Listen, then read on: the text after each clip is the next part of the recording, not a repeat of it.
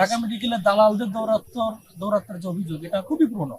আওয়ামী লীগের আমলে দেখেছি আমরা, বিভিন্ন সময় অভিযান হয়েছে, তত্ত্বাবধায়ক লাস্ট ইন্ডিয়ার আমলেও হয়েছে। কি ধরনের দালাল বলেন? এখানে রোগী ভাগিয়ে নিয়ে যাওয়া, রোগীদের কাছ থেকে প্রতারণা করা, নানান রকম অভিযোগ আমাদের নলেজ আছে। এগুলো এটাতে আমরা কি করতে যাচ্ছি আমি আপনাকে ওপেনলি বলবো না, বাট আমরা কিছু করতে যাচ্ছি। আচ্ছা, আমরা কিছু করতে যাচ্ছি যেটা তার দালাল উল্লেখ করে বলেন তাহলে। আমি পাইনি এখনো দালাল, তো আমি তো দেখিনি, আপনার কাছে শুনলাম।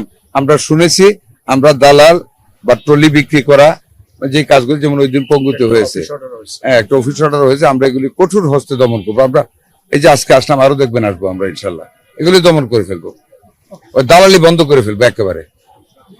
রুগী বেচা কিনা করা বা ট্রলি বেচা কিনা করা, রুগী ভর্তি করা, টাকা নেওয়া 100% অফ করে এটা শুধু ঢাকা মেডিকেল না, সব জায়গায়। বললাম তো বড় অভিযোগ আসে পঙ্গু থেকে বা ওই আমি, আপনি তো বললেন, আমি জানি এটা।